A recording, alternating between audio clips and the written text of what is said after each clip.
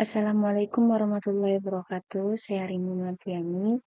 Nah, di sini saya akan membahas mengenai soal ujian nasional pada tahun 2019. Di sini saya akan membahas mengenai soal nomor 21 sampai nomor 30. Baik teman-teman, langsung saja kita eh, ke soal nomor 21-nya sambil kita amati. Nah, di sini pada soal nomor 21 dinyatakan bahwa pada sebuah eksperimen interferensi, celah ganda digunakan cahaya hijau dengan panjang gelombangnya yaitu sebesar 5.000 Armstrong. 1 Armstrong itu sama dengan 10 pangkat minus 10 meter. Nah, dan cahaya yang panjang gelombangnya yaitu sebesar 4.000 Armstrong. Saat menggunakan cahaya hijau dengan jarak antar celah yaitu sebesar D, pola interferensi terbentuk pada layar yang berjarak sebesar L dari celah ganda. Saat digunakan cahaya violet, cahaya diatur agar jarak pita terang pertama dari terang pusat yaitu sama dengan jika disinari cahaya hijau. Agar hal tersebut tercapai, jarak celah ke layar harus dijadikan. Nah, di sini bisa kita amati untuk pertanyaan, yaitu pertanyaannya berarti kita mencari L aksen ya teman-teman. Nah, L aksennya berapa? Oke, langsung saja untuk pembahasannya. Tadi sudah kita amati ya soalnya, jadi diketahui untuk panjang gelombang dari sinar dari cahaya hijaunya yaitu sebesar 5.000 Armstrong. Nah, maka untuk kita jadikan meter yaitu sebesar 5 kali 10 pangkat minus 10. Kemudian sama juga untuk panjang gelombang dari cahaya violet yaitu sebesar 4 dikali 10 pangkat minus 10 meter. Nah, di sini tadi kan diasumsikan bahwa lebar celah ganda yaitu sebesar D. Dan untuk cahaya hijaunya itu D untuk celah gandanya. Kemudian untuk pola interferensinya yaitu sejauh L. Nah, kita asumsikan seperti ini. Kemudian untuk cahaya violet untuk lebar celah gandanya yaitu sama, kita asumsikan sebesar D ya teman-teman. Nah, kemudian untuk pola interferensinya kita asumsikan yaitu L aksen. Nah, langsung saja kita masuk ke sini. Untuk rumusnya yaitu D dikali sin theta sama dengan N dikali lambda. Nah, untuk sin theta-nya kita masukkan D sama dengan Y per L. D dikali Y per L sama dengan N dikali lambda. Nah, untuk Y-nya sama dengan N dikali lambda dikali L per D. Tadi kan di soal sudah dijelaskan bahwa layarnya diatur agar jarak pita terang pertama dari terang pusat itu sama dengan ketika disinari cahaya hijau. Maka di sini untuk rumusnya itu kita menggunakan rumus Y cahaya hijau sama dengan Y cahaya violet. Nah, rumus ini tadi kita masukkan ke sini, yaitu N dikali lambda dikali L per D. Kemudian untuk yang cahaya violetnya yaitu N dikali lambda dikali L aksen per D. Kenapa L aksen? Karena tadi kita asumsikan untuk cahaya violetnya yaitu pola interferensinya itu sejauh L aksen. Nah, langsung saja kita masukkan yang diketahui tadi untuk di sini karena N-nya dan D-nya itu sama, maka di sini bisa kita coret. Nah, bisa kita coret ya teman-teman. Jadi di sini langsung saja kita masukkan lambdanya. Nah, lambda dari cahaya hijaunya yaitu tadi kan sebesar 5 dikali 10 pangkat minus 10 meter kali L. Kemudian untuk yang panjang gelombang dari cahaya violetnya yaitu sebesar 4 dikali 10 pangkat minus 10 meter kali L aksen. Nah, karena kita mencari L aksen, maka di sini langsung saja L aksen berarti karena di sini 10 pangkat minus 10 meternya itu sama, jadi bisa kita coret. Jadi tersisa 5 dan 4. Maka ketika dicari L aksen, diperolehlah hasilnya sebesar 4L. 5 per 4L. Nah, ini hasilnya. Jadi untuk nomor 21, yaitu jawaban yang benar adalah C. Oke teman-teman, kita lanjut untuk nomor 22. Nah, di sini ada sebuah gambar ya, perhatikan gambar cermin cembung. Nah, cermin cembung pada persimpangan jalan berikut. Nah, untuk soalnya, sebuah mobil ini mula-mula berada pada jarak 4 meter di depan cermin cembung tersebut. Kemudian mobilnya bergerak menjauhi cermin sehingga jaraknya menjadi 6 meter. Jika jari-jari kelengkungan cermin yaitu sebesar 24 meter, perbandingan jarak bayang mula-mula dengan jarak bayang setelah mobil menjauh adalah. Nah, di sini untuk jarak pertama, yaitu jarak mula-mulanya yaitu sebesar 4 meter. Nah, sudah saya tulis untuk jarak yang pertama yaitu sebesar 4 meter. Kemudian mobil tersebut bergerak menjauhi cermin sejauh 6 meter. Nah, berarti jarak yang keduanya yaitu 6 meter. Dan di sini jari-jari kelengkungannya yaitu 24. Nah, kenapa di sini minus? Karena tadi kan kita menggunakan cermin cembung, artinya untuk jarak jari-jari kelengkungannya yaitu sebesar minus 24 meter. Dari ini bisa kita peroleh teman-teman untuk F-nya. Nah, untuk F-nya yaitu setengah dari jari-jari kelengkungan, yaitu diperoleh minus 12 meter. Nah, tadi kan untuk soalnya itu menanyakan perbandingan jarak bayang mula-mula dengan jarak bayang setelah mobil menjauh. Maka di sini yang ditanyakan berarti S1 aksen per S2 aksen. Nah, untuk rumusnya yaitu, untuk rumus yang ini yaitu kan 1 per S tambah 1 per S aksen ya teman-teman. Nah, sama dengan 1 per M. Nah, rumusnya kan seperti ini. Maka untuk 1 per S1 aksen yaitu bisa kita peroleh yaitu sama dengan 1 per F dikurang 1 per S.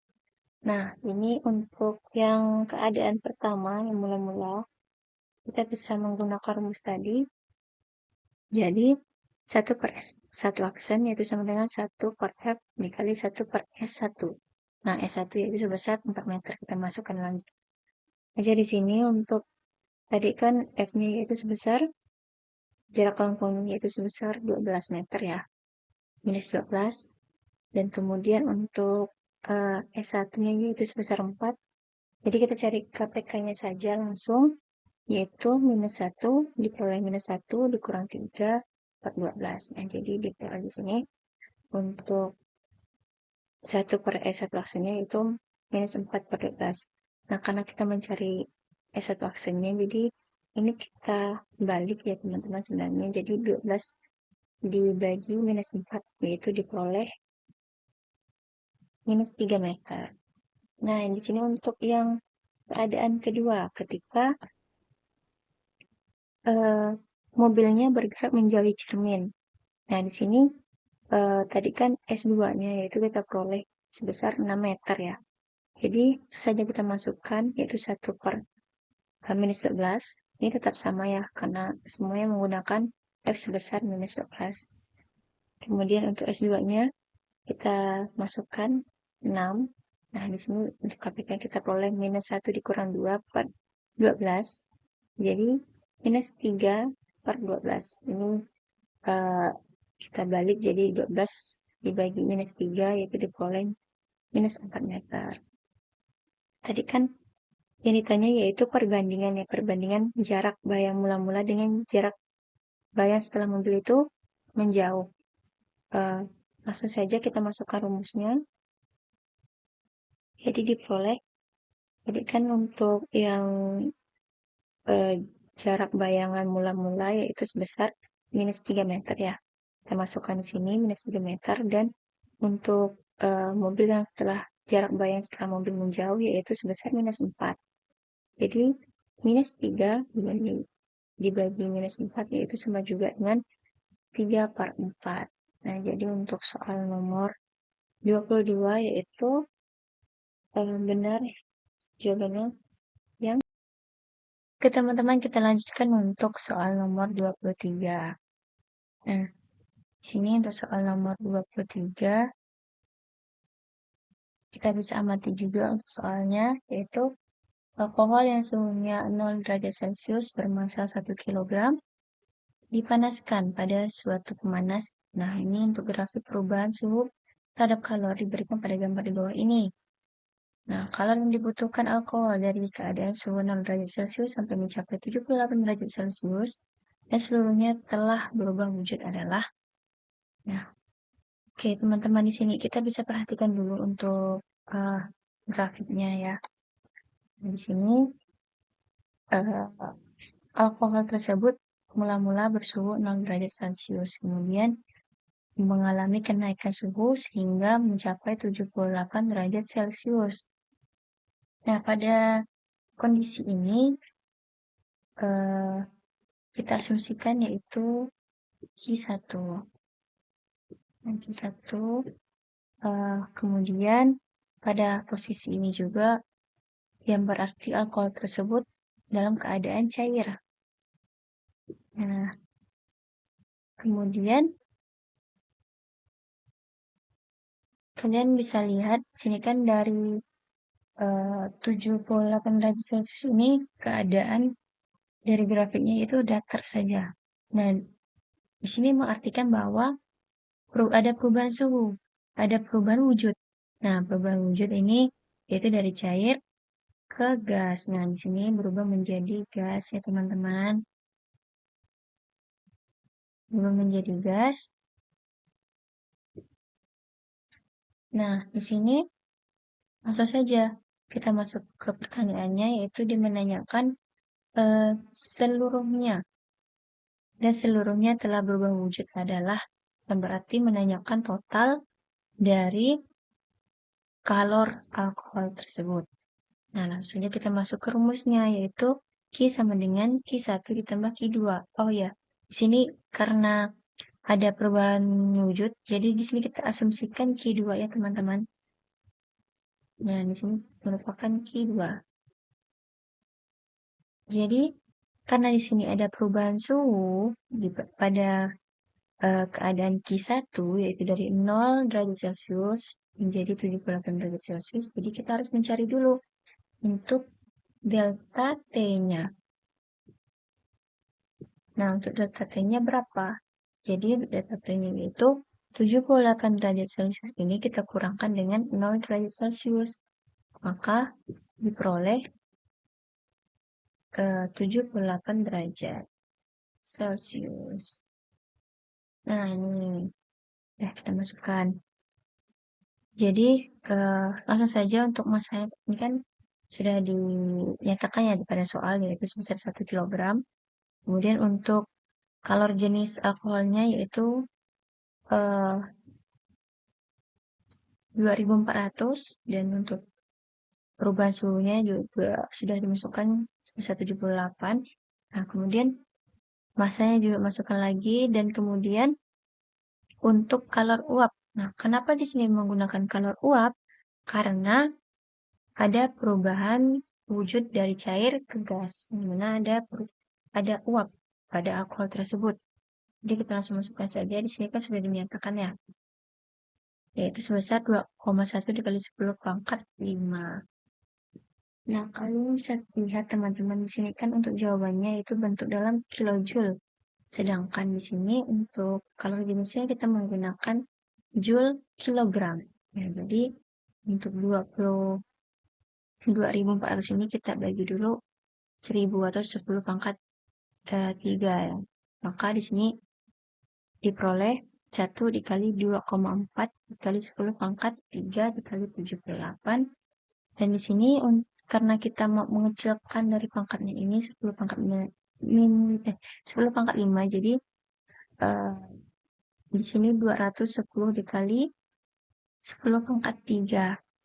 Nah, tinggal kita kalikan saja, maka diperolehlah 127 ini, 2 dikali 10 pangkat 3, kemudian ditambah 210 dikali 10 pangkat 3.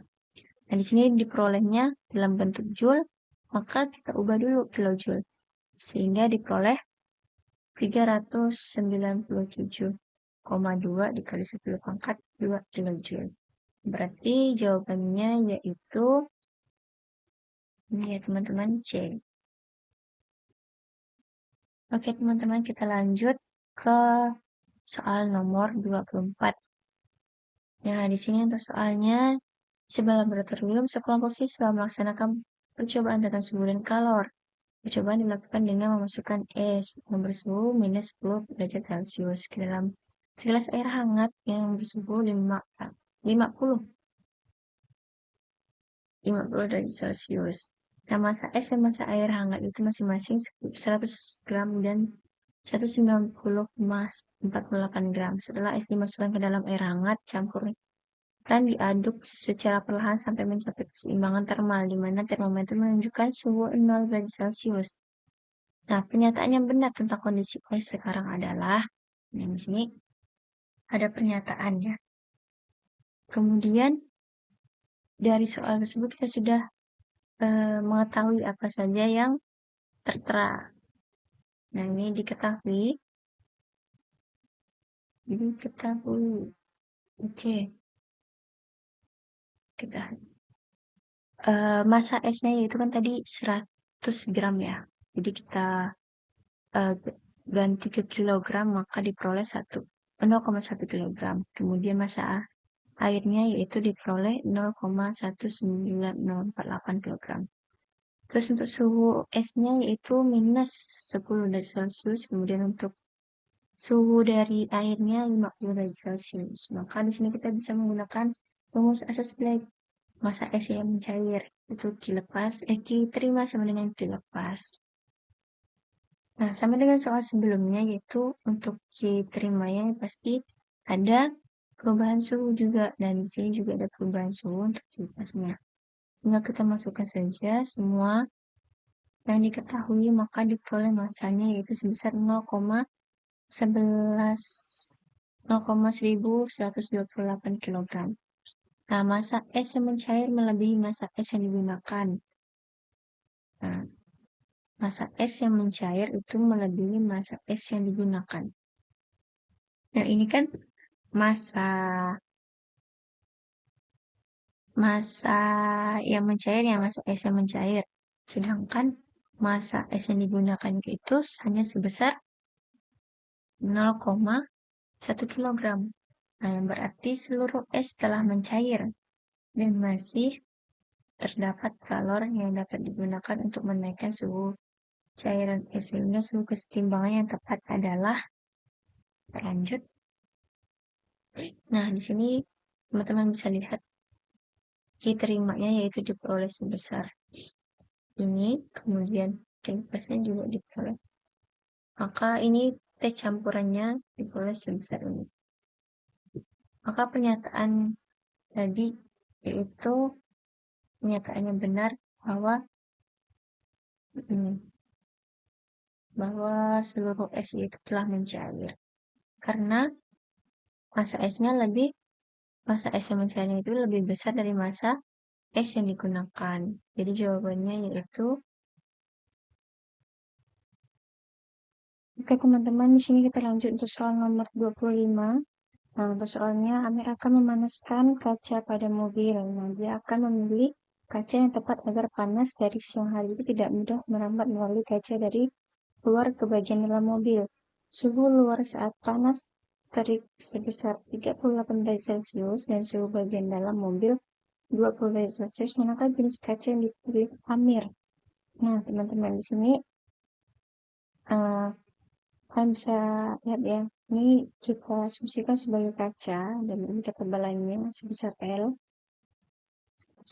Nah, kemudian Di sini pada soalnya menyatakan bahwa suhu luar saat panas terik sebesar 38 derajat Celcius. Nah, pada bagian di sini kita asumsikan sebagai bagian luar dan sini sebagai bagian dalam.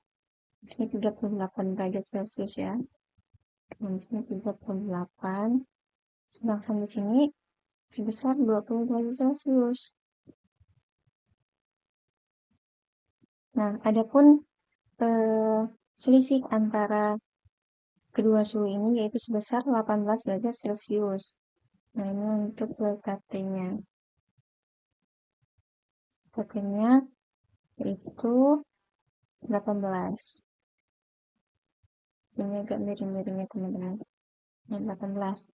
Otomatis kalau dipikirkan berarti karena suhu luarnya lebih panas, maka suhu panas dari luar tersebut akan masuk ke dalam. Nah, di sini dari pernyataan ini bahwa adanya perampatan konduksi. Maka untuk rumusnya yaitu Q sama dengan Q per T. Nah, Q per T ini sama juga dengan rumus Watt atau daya. Nah, jadi di sini diperoleh K dikali A dikali delta T per L.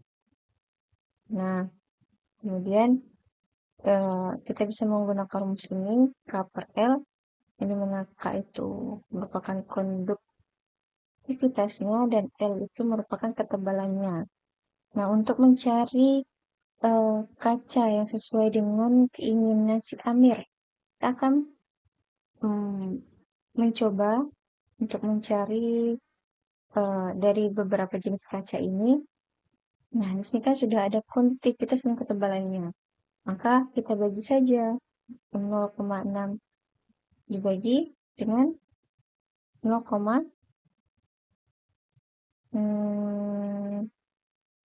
oh ini 6. 6 ini ya, ketebalannya yaitu 6.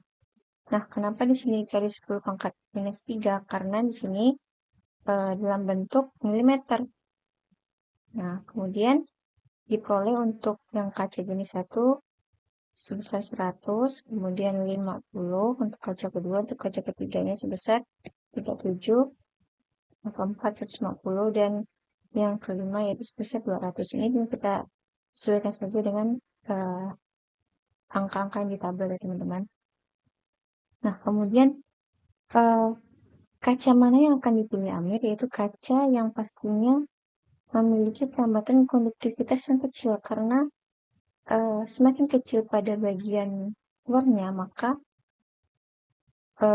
pada bagian dalamnya akan semakin dingin. Nah, jadi yang berarti yang dipilih Amir yang paling kecil teman-teman, yaitu yang 50. Maka yang benar jawabannya yaitu B. Oke, kita lanjut pada soal nomor 26. Nah, di sini perhatikan pernyataan-pernyataan berikut. Oke, di sini ini sifat-sifat gas ideal. Yang pertama, gas terdiri atas partikel-partikel sangat kecil yang bergerak dengan kecepatan tetap ke arah sembarang. Nah, ini merupakan benar, merupakan sifat-sifat gas ideal. Ini benar.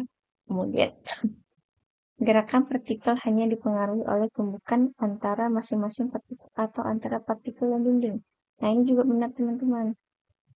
Karena dia ada gerakan partikel itu hanya dipengaruhi oleh tumbukan antar masing-masing partikel aja, atau antar partikel dengan dindingnya. Kemudian tumbukan antar partikel atau antar partikel atau antara partikel dengan dinding adalah tumbukan yang tidak penting. Nah, ini salah. Kemudian ukuran volume partikel sangat kecil dibandingkan ukuran volume ruang tempat partikel bergerak. Nah, ini benar ya teman-teman. Kemudian tidak berlaku hukum Newton tentang gerak. Nah, ini salah. Pasti hukum Newton itu tentang gerak. Nah, jadi yang benar yaitu 1, 2, dan 4. Jawabannya D. Baik teman-teman, di sini kita akan lanjutkan untuk soal nomor 27, yaitu suatu gas ideal monoatomik yang berada di dalam ruang tertutup mula-mula tekanannya 2 kali 10 pangkat 6 dan volumenya 25 liter, kemudian menjalani proses isobarik sehingga volumenya berubah menjadi 10 liter. Gas mengalami proses isokorik sehingga tekanannya berubah menjadi 5 kali 10 pangkat 5 PA. Selanjutnya gas mengalami isotermik sehingga tekanannya pada volumenya kembali ke posisi awal. Nah, grafik yang sesuai dengan proses ini adalah, yang pertama, mengalami isobarik ya teman-teman. Ya, di sini bisa kita, oke. Nah, suatu gas ideal monoatomik yang berada di dalam ruangan tersebut memiliki tekanannya 2 dan volumenya itu 25. Nah, jadi awalnya itu 25 ke 2. Dan ini salah ya teman-teman. Nah, ini juga, ini yang B. Yang B juga salah. Ada 25 ke 2. Nah, ini betul. Nah, ini, dan ini ada 25 ke 2. Ini betul. Nah, ini betul untuk yang C, D, dan E. Kemudian,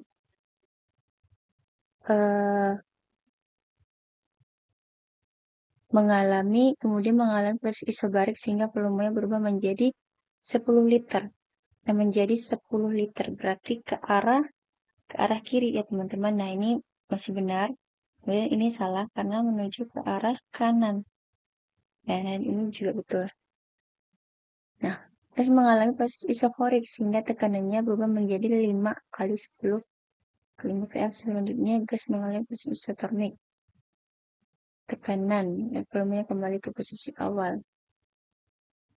Nah, gas mengalami proses isokorik sehingga tekanannya berubah menjadi 5 dikali 10 pangkat 5. Nah, berarti dari perubahan volumenya tadi kan menjadi 10 kan.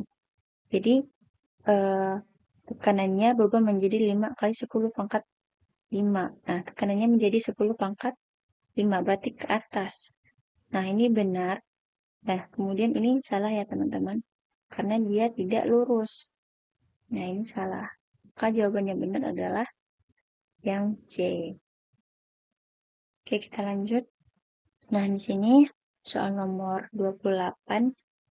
Perhatikan gambar diagram mesin Carnot di bawah. Nah, suhu pada T1 itu lebih besar daripada suhu T2. Dan efisiensi mesin mula-mula itu 20%. Jika efisiensi mesin ditingkatkan menjadi 60%, suhu T1 menjadi T1 aksen dan T2 menjadi T2 aksen. Yang besar masing-masing itu. Nah, jadi kita akan mencari. Nah, di sini diketahui ya teman-teman. Diketahui.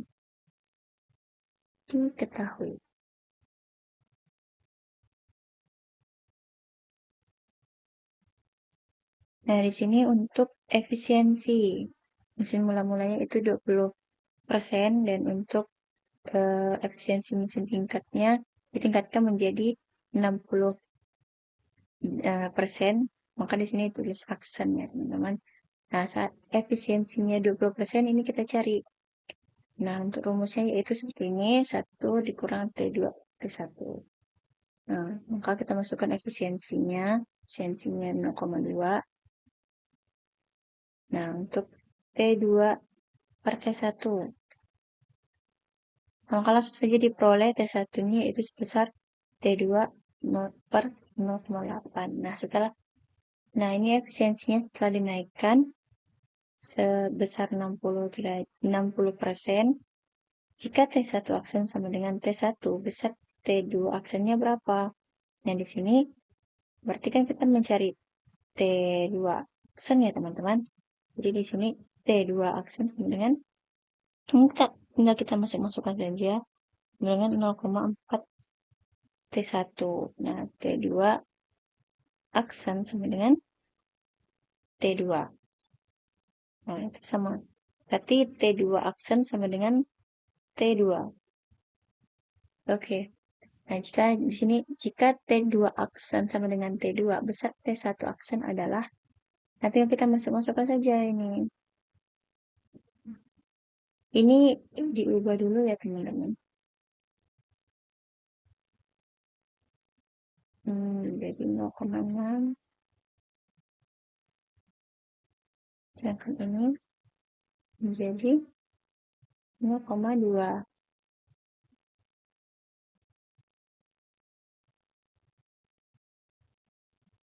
Tinggal masukkan saja. Jadi T1-nya yaitu T1 aksennya sama dengan 2T1.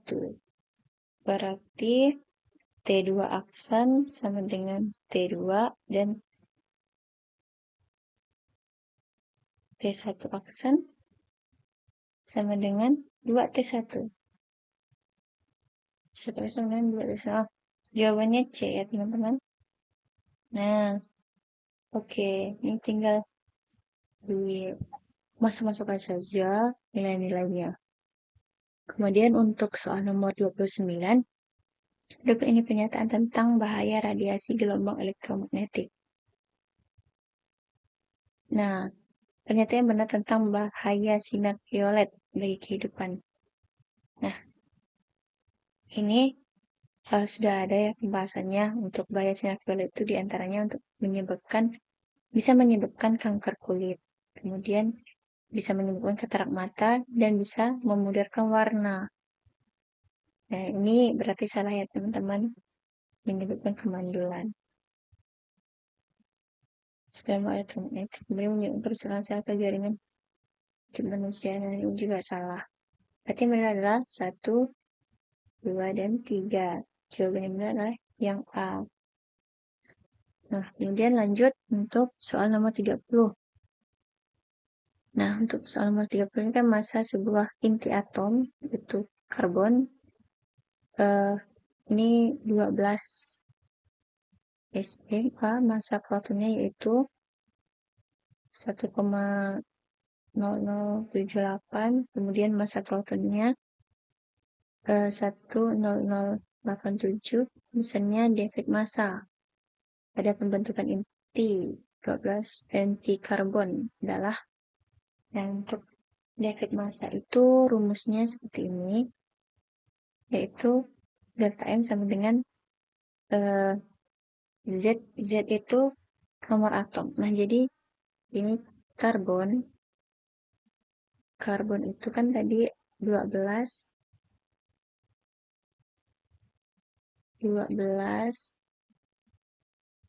terus sininya 6. Nah, pada bagian bawah ini merupakan nomor atom. Nomor atom.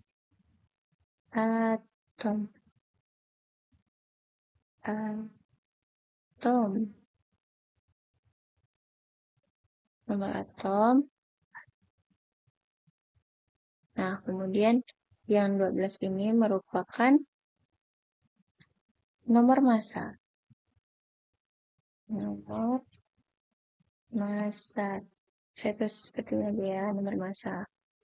Nah, kemudian ini kita asumsikan ini merupakan A, bukan asumsi ini non A, kemudian ini Z.